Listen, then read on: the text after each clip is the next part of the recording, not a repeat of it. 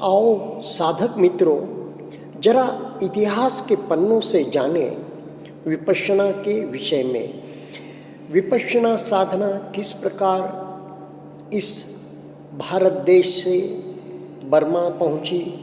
जब तो बर्मा भारत देश का ही अंग था, 1935 में बर्मा को अखंड भारत से अलग किया गया, लेकिन यह ऐसे दुर्गम प्रदेश बर्मा तक कैसे पहुंची और फिर ऐसे दुर्गम प्रदेश की ओर ठीक पश्चिम से गुरुदेव के दादाजी बसेसर लाल जी गोयनका किस प्रकार ब्रह्मदेश गए, इस विषय में धन्य बाबा नाम की पहली किताब या आत्मकथन, पहला आत्मकथन गुरुदेव का, जो 2002 का संस्करण है, जिसमें राजस्थानी दोहे प्रचुर मात्रा में हैं। गुरुदेव के दादाजी के विषय में, बर्मा के विषय में, जब के बर्मा के विषय में, और हमारी जो सयाजी उबाखिन है दादा गुरु, उनके एक चित्र के साथ, और बसेसर लाल जी गोयनका जो दादाजी है गुरुदेव के, उनके चित्र के साथ यह किताब है। इसके बाद गुरुदेव का आत्मकथन 1 आया और 2016 में गुरुदेव का आत्मकथन 2 आया। फिर माताजी पर भी एक किताब आई, धम्मचारिणी, माताजी के नाम से। तो जानना ये क्यों आवश्यक है कि गुरुदेव को बार बार यह भी प्रश्न किया गया कि यह जो आप विपश्यना ध्यान साधना सिखा रहे हैं, क्या ये सचमुच भगवान बुद्ध की खोज है?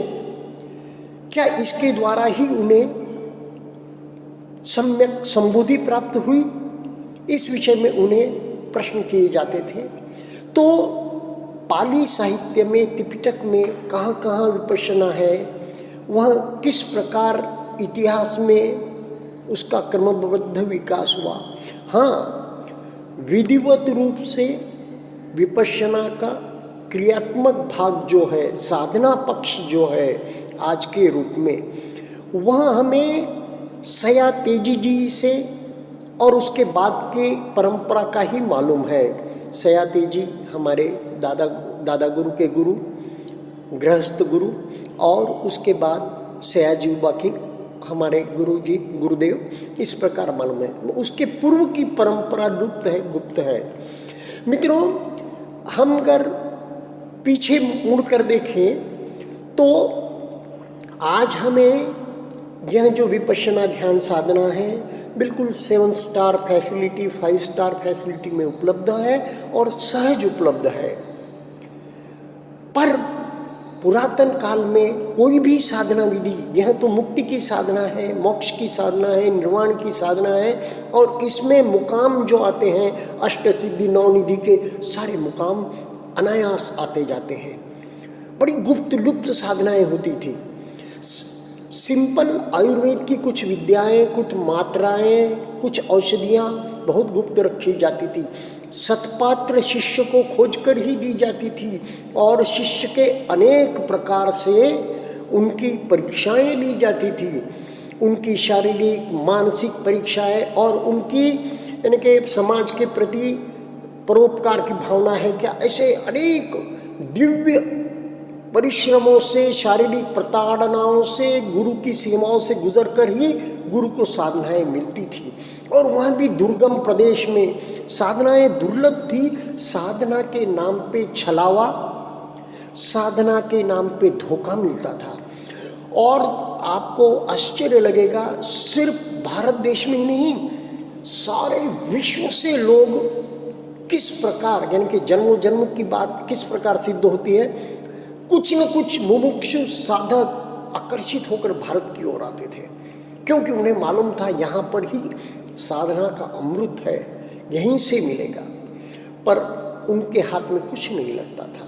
पर गुरुदेव ने यह साधना विधि इस प्रकार अवेलेबल की कि यह किसी भी उम्र का साधक, बिल्कुल मृत्युशैया तक लेटा हुआ साधक भी 10 दिन की साधना विधि उसे मिल सकती है।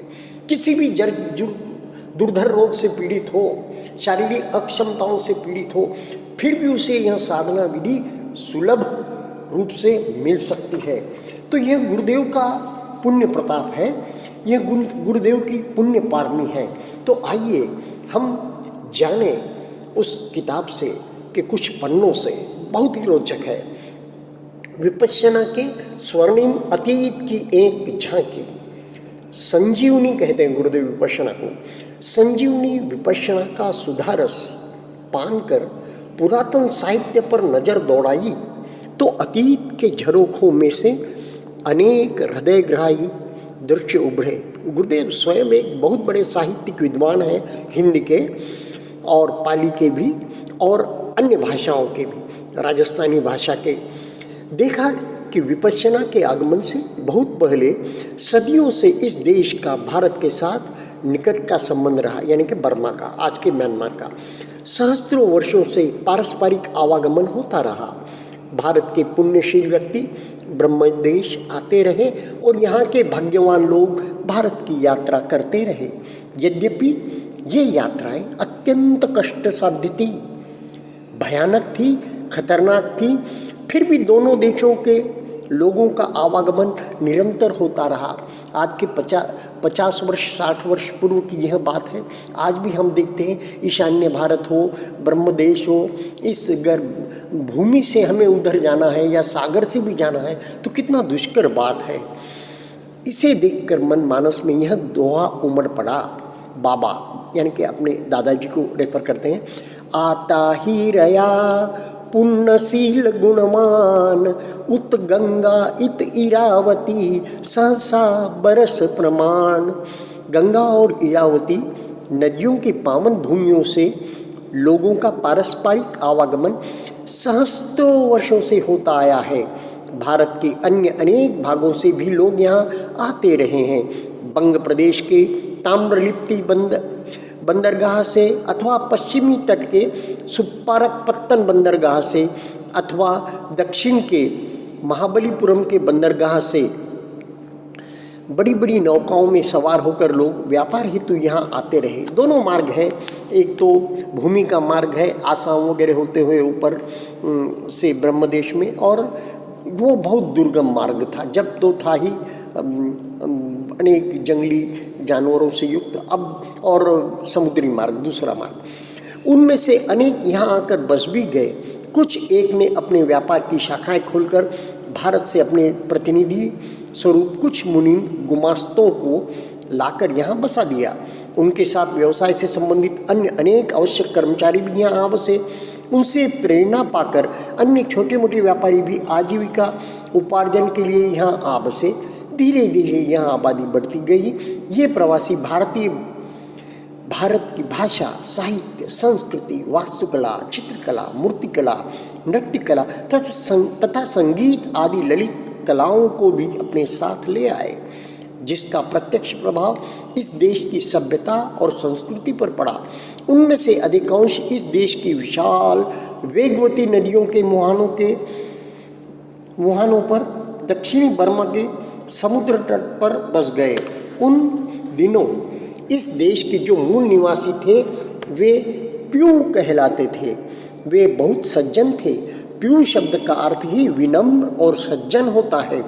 प्रवासी भारतीय उनसे पूरी तरह घुल मिल गए। उन्होंने यहाँ के स्थानों को भारतीय नाम दिए जो कि यहाँ के लोगों को बहुत भाए। उन्होंने इन नामों को सहर्ष स्वीकार कर लिया। जिन 3 नदियों के मुहानों पर ये बसे उन्हें सार्थक नाम दिए गए। एक को कहा इरावती, ऐरावती, दूसरी को कहा चित्तंग, सेक्टांग, यानी वह नदी जिसकी मनोरमता इतनी आकर्षक थी कि वह चित्त का एक अंग बनकर सदा के लिए उसके साथ जुड़ गई, इसलिए चित्तांग।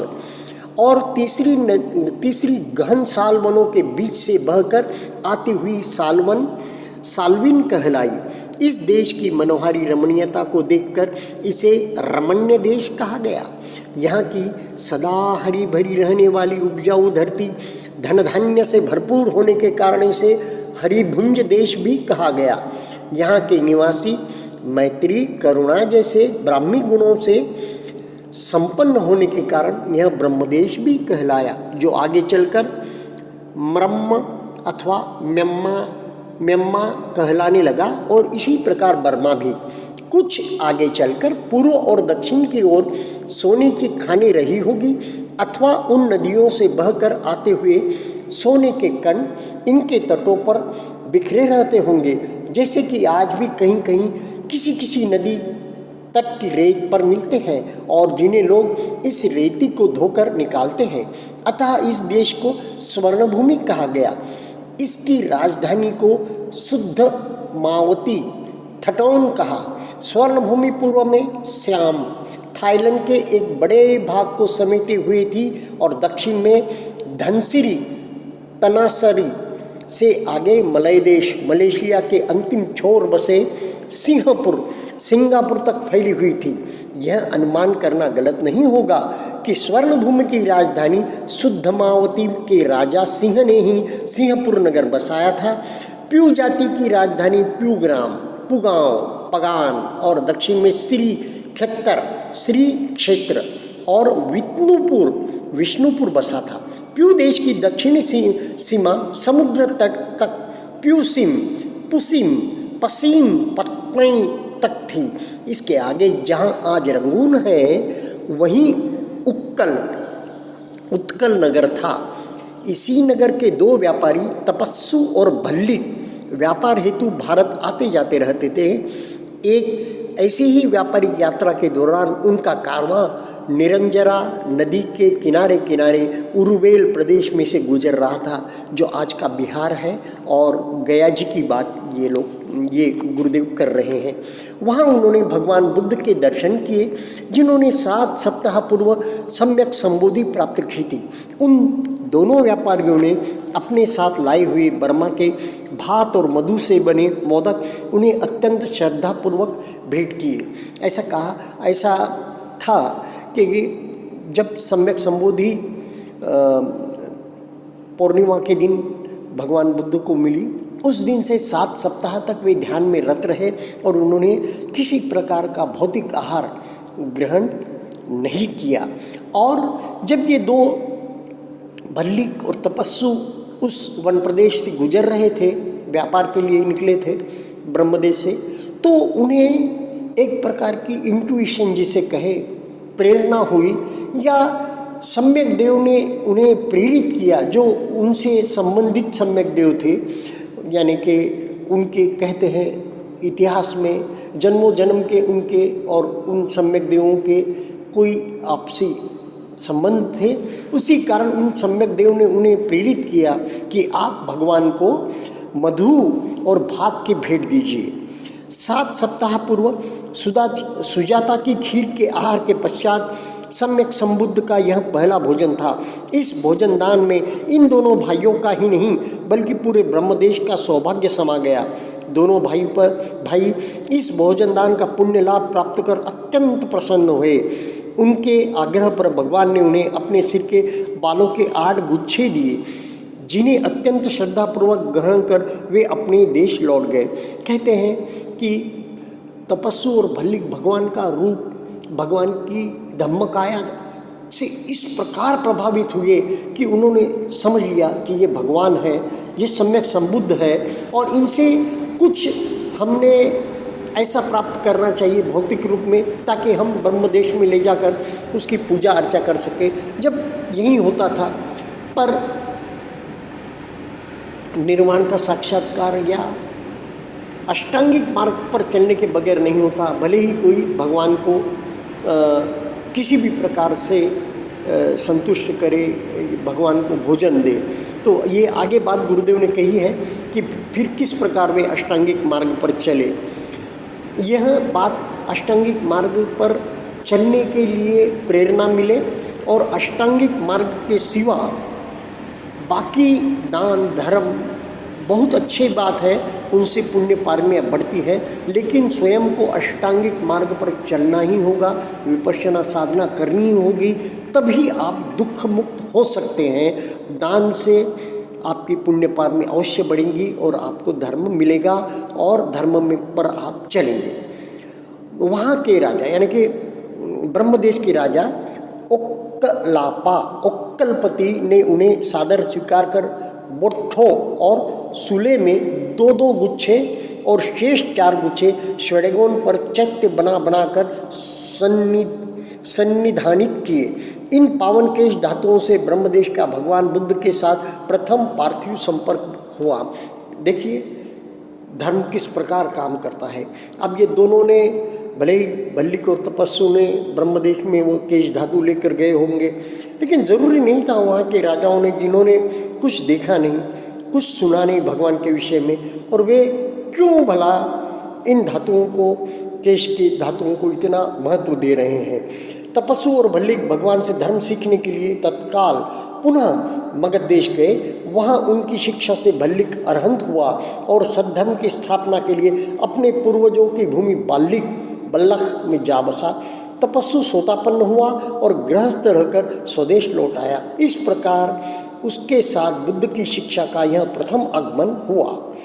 उन्हीं दिनों स्वर्णभूमि की राजधानी सुद्धमवती में राजा सिंह के राज्यकाल में भगवान बुद्ध का एक प्रमुख शिष्य अरहंत गवम्पति यहाँ पहुँचा और उसने यहाँ सद्धर्म की स्थापना की। परंतु बर्मा में सद्धर्म का प्रबल रूप में प्रवेश तो तब हुआ जबकि सम्राट अशोक के राज्यकाल में राजधानी पाटलिपुत्र में हुई तीसरी संगति के समापन पर उनके गुरु महास्थविर भदंत मोगलीपुत्र तिस्स ने पड़ोसी देशों में धर्म प्रसारण के लिए धर्मदूत भेजे। तब स्वर्ण भूमि के सौभाग्य से अरहंत सोन और उत्तर धर्मरंकर उन्होंने यहाँ सबसे पहला उपदेश ब्रह्मजाल सूत्र का दिया। इसमें भगवान की शिक्षा के सैद्धांतिक पक्ष के साथ साथ विपश्यना के रूप में उसका व्यवहारिक पक्ष भी समाया हुआ है। इस सूत्र के दिए गए उपदेश से यह मानना गलत नहीं होगा कि उस समय वहाँ के लोगों में 62 प्रकार की मिथ्या दृष्टियों में से कुछ एक अवश्य प्रचलित रही होगी, तभी यह उपदेश प्रासंगिक रहा होगा, जिससे कि इस सूत्र द्वारा उनका निराकरण हो सके।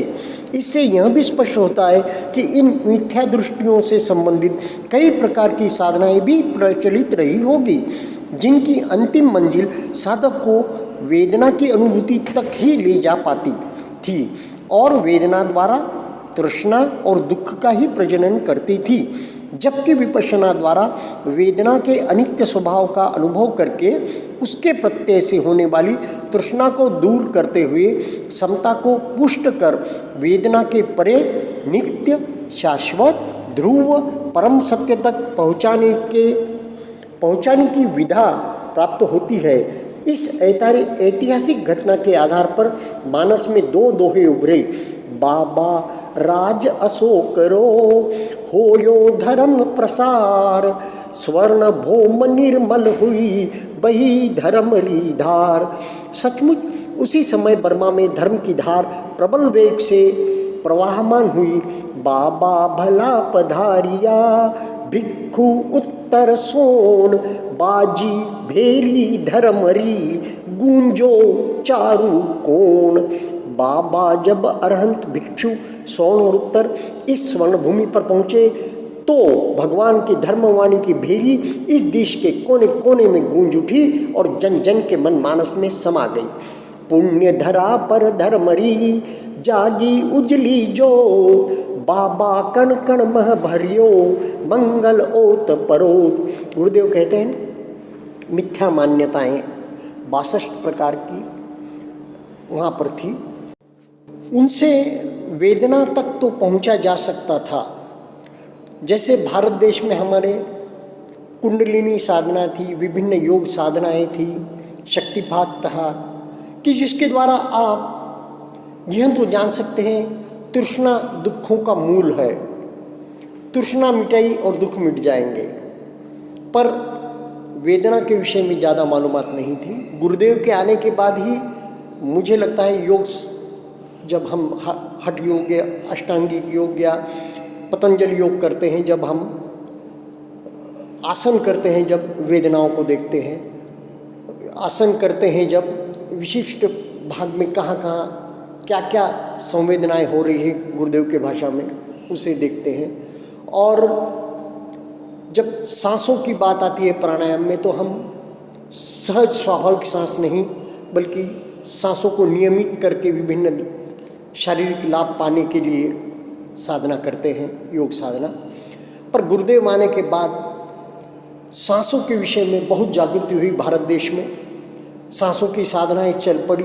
जिन जिन ने भी गुरुदेव से यह साधना सीखी उन्होंने अपने अपने तरीके से उसे ढालकर सिखाना आरंभ किया। जो दोषपूर्ण है, जो गलत है, गुरुदेव भी कहते हैं, जो हानि पहुंचाता है। और वेदनाओं के विषय में तो बात ही क्या करना। अनित्य बोध के आधार पर वेदनाएं देखना, यह बात वहाँ पर नहीं थी ब्रह्मदेश में। वेदनाओं तक तो पहुँच गए थे, लेकिन वेदनाओं से एक और तो दुख का मार्ग चलता है जब प्रतिक्रियाएं होती है। तो यह अनित्य बोध या प्रतिक्रिया न करने की साधना, विपश्यना साधना तब वहाँ नहीं थी। वेदना तक तो अभ्यास था। वेदनाओं को अनित्य बोध के साथ देखने की विद्या नहीं थी। वह विद्या भगवान बुद्ध ने पुनश्च ढूंढ कर निकाली, सम्यक संबोधि प्राप्त की और वह अब जाकर ब्रह्मदेश में पहुंची। इस पुण्यमयी धरती पर जब धर्म की निर्मल ज्योत जागी तो देश में सर्वत्र समा गई और फलस्वरूप कण कण में मंगल और कल्याण का समावेश हो गया। इस महत्वपूर्ण ऐतिहासिक घटना से केवल ब्रह्मदेश ही निहाल नहीं हुआ, बल्कि उस देश में भगवान बुद्ध की पावन वाणी और मुक्तिदायिनी विपश्यना विद्या दोनों शुद्ध रूप में संभाल कर रखी जाने के कारण 22-23 शताब्दियों बाद भारत भी इससे निहाल हुआ और विश्व भी। यदि इस देश के संतों ने परियति और परिपत्ति इन दोनों धर्म रत्नों को शुद्ध रूप में प्रतिवेदन में शुद्ध रूप में संभाल कर न रखा होता तो यह विद्या मुझे कैसे प्राप्त होती, औरों को भी कैसे प्राप्त होती। कृतज्ञता के भाव से तन मन सराबोर हो उठा। ऐतिहासिक काल प्रवाह के साथ पूर्व की ओर से आए हुए मोन खमेर जाति के लोग भी यहाँ की मूल प्यू जाति से सम्मिश्रित हो गए और सब के सब मोन कहलाने लगे। कालांतर में भारत के आंध्र प्रदेश या तेलंगाना के तेलंग लोग भी इस भूमि पर आ बसे और इसी मोन जाति के सम्मिश्रण से जिनकी उत्पत्ति हुई वे तेलंग तलाई कहलाने लगे। लेकिन अंततः प्रमुख रूप से यह जाति मोन के नाम से ही प्रसिद्ध रही। ब्रह्मा के इस दक्षिणी तटवर्ती देश में पीढ़ी दर पीढ़ी मौन राज्य कायम रहा। यहाँ के संत भिक्षुओं ने भगवान की वाणी त्रिपिटक के साथ साथ उनकी दी हुई व्यावहारिक विपश्यना विद्या को शुद्ध रूप में कायम रखा। उन संत आचार्यों की कर्मबद्ध नामावली काल के प्रवाह में विगलित विस्मृत हो गई, लेकिन वाणी और विद्या कायम रखी गई। इसका एक ऐतिहासिक प्रमाण हमारे सामने है। आज से लगभग 1000 वर्ष पूर्व पगान की राजधानी में आधुनिक म्यांमार जाति का एक महान विक्रमी शासक हुआ जो अनिरुद्ध के नाम से प्रसिद्ध हुआ और जिसने सारे ब्रह्मदेश को एक साम्राज्य में जोड़ने का महत्वपूर्ण ऐतिहासिक कार्य किया। उन्हीं दिनों दक्षिण में मौन राज्य का राजा मनुआ था। उसके राज्य के निवासी पूज्य अरहंत धम्मदस्सी 80 अरहम ने जब यह जाना कि पगान क्षेत्र में ही नहीं बल्कि सारे मध्य और उत्तर बर्मा में भगवान का शुद्ध धर्म अत्यंत विकृत हो चुका है, न वहाँ सही वाणी प्राप्य है और न ही विपश्यना की सही साधना, तब वे अत्यंत करुणाचित्त से राजधानी पगान पहुँचे और सम्राट अनोरथ से मिलकर उसे धर्म की सही शिक्षा समझाई। अनोरथ बहुत समझदार शासक था। उसे सही तथ्य समझने में देर नहीं लगी। उसके मन में यह धर्म संवेग जागा कि उसके राज्य में धर्म का शुद्ध स्वरूप पुनः साबित हो। इसके लिए उसने अरहंत धम्मदस्सी से परामर्श किया। अरहंत धम्मदस्सी ने उसे बताया कि दक्षिण के मौन राजा मनुआ के पास इस समय संपूर्ण त्रिपिटक के 30 सेट सुरक्षित है। आप उनमें से 1 या 2 सेट मंगवा लीजिए। इससे आपके साम्राज्य में शुद्ध धम्मवाणी का प्रसार हो सकेगा। वहाँ अनेक शैख और अशैख संत भिक्षु भी मौजूद है। उनमें से कुछ एक को यहाँ सादर बुलवाइए ताकि भगवान की विपश्यना विधि का भी यहाँ प्रसार हो सके। सिख उसे कहते हैं जो कि आर्य हो गया, यानी सोतापन्न, सकृदागामी, स्वगदागामी अथवा अनागामी तो हो गया, परंतु अभी तक अरहंत नहीं हुआ, इसलिए उसे अभी कुछ और सीखना बाकी है, इसीलिए शैक्ष या सिख कहलाया। परंतु जिसने अरहंत अवस्था प्राप्त कर ली उसे और कुछ सीखना नहीं बचा, अतः वह असिख कहलाया, यानी कि आगे कुछ सीखना बाकी नहीं है। स्पष्ट है कि सिख और असिख की अवस्था विपश्यना विद्या द्वारा ही उपलब्ध की जा सकती है। अतः उन दिनों यह विद्या निश्चित रूप से दक्षिण बर्मा में विद्यमान थी। फिर जब यह पगान आई तो इस मध्य बर्मी देश में स्थापित हुई। तदनंतर अरहंत धम्मदस्सी 80 अरहंत पगान छोड़कर उत्तर की ओर आज के सगाई नगर की पहाड़ी पर जा बसे। वहाँ शेष जीवन स्वयं भी तपते रहे और वहाँ के लोगों को भी यही कल्याणी विद्या सिखाते रहे, साथ साथ धम्मवाणी का भी प्रसारण करते रहे। इसके आगे परवर्ती काल में जो आचार्य परंपरा चलती रही उनकी नामावली भी उपलब्ध नहीं है। उन दिनों धर्म सनातन का क्रमबद्ध इतिहास लिखने की प्रथा नहीं थी, लेकिन यह वाणी और यह विद्या अपने शुद्ध रूप में अवश्य कायम रही। तभी लगभग 150 वर्ष पूर्व हुए महान आचार्य भदंत लेडी सेयाड़ों ने इसे शुद्ध परंपरा को प्राप्त कर इसका प्रभुत्व प्रसारण किया। देखिए कितना अनात्म भाव, कितना विनम्र भाव, किस प्रकार पूर्व के भिक्षुओं में और लोगों में था कि उन्होंने अपने नाम तक जोड़े नहीं, कहीं दिखाए नहीं, कहीं लिख कर नहीं रखे। भदंत लेडी सेयाड़ों के विषय में जानेंगे। मेरे परदादा गुरु परम आदरणीय भदंत लेडी सेयाड़ों को स्मरण करता हूँ तो मन मानस असीम कृतज्ञता के भाव से भर भर उठता है। वे परियत्ति यानी बुद्धवाणी और पटिपत्ति यानी विपश्यना, इन दोनों में पूर्ण पारंगत थे। सदियों से चली आ रही इस विद्या को उन्होंने आचार्य परंपरा से प्राप्त किया और इसे अत्यंत करुण चित्त से जीवन भर बांटते रहे। वे अत्यंत दूरदर्शी थे। एक मान्यता सदियों से चली आ रही थी कि भगवान बुद्ध के 2500 वर्ष बाद यह भगवती विद्या यहाँ से अपने उद्गम देश भारत वापस लौटेगी और वहाँ प्रतिष्ठित होकर सारे विश्व में फैलेगी। वे देख रहे थे कि आगामी 100 वर्ष के भीतर यह महत्वपूर्ण घटना घटने वाली है। इसे क्रियान्वित करने के लिए केवल भिक्षुओं पर निर्भर करना उचित नहीं होगा। अतः जो विपश्यना विद्या सदियों पर्यंत केवल भिक्षुओं तक सीमित रही, उन्होंने उसका द्वार गृहस्थों के लिए भी खोल दिया। भगवान बुद्ध के समय भिक्षु और भिक्षुणी और इसी प्रकार गृहस्थ उपासक और उपासिकाएं, ये चारों संघ के लोग धर्म के प्रबुद्ध आचार्य हुआ करते थे, परंतु समय बीतते बीतते यह विद्या केवल भिक्षुओं तक ही सीमित रह गई। यह लेडी सेयाड़ो जी का ही उपकार था कि उन्होंने यह प्रतिबंध हटाकर इसे गृहस्थों के लिए उद्घाटित किया और एक गृहस्थ किसान सयातेजी को इस विद्या में निपुण किया ताकि वह अधिक से अधिक लोगों को इस विद्या का प्रसारण कर सके। यदि वे ऐसा न करते तो मुझे यह विद्या कैसे प्राप्त होती, अन्य अनेकानेक गृहस्थों को कैसे प्राप्त होती। अब सयातेजी के विषय में जानेंगे। इस युग के प्रथम गृहस्थ विपश्यना आचार्य हुए। उन्होंने अपने उत्तरदायित्व को इस कुशलता और धर्मतापूर्वक निभाया कि हमारे यहाँ दादा गुरु हमारे लिए एक आदर्श गृहस्थ विपश्यना आचार्य के रूप में प्रबल प्रेरक बन गए। गुरुदेव के लिए यह भी एक बहुत मुश्किल काम था भारत में आकर कि संतों, नाथ संप्रदाय के लोगों, भिक्षुओं और ब्रह्मचारियों, सन्यासियों को यह विद्या कैसे सिखाए। गृहस्थ के तरफ से गृहस्थ कुछ सिखाए यह उन्हें मंजूर नहीं था। तो और साधारण गृहस्थ लोग भी जानते थे कि कोई विद्या सीखना है, कोई धर्म सीखना है, कोई साधना विधि सीखनी है तो कोई आदर्श ब्रह्मचारी, सन्यासी, योगी ही सिखा सकता है, भिक्षु ही सिखा सकता है। कोई साधारण गृहस्थ कैसे यह विद्या सिखा सकेगा, ऐसी एक धारणाएं थी।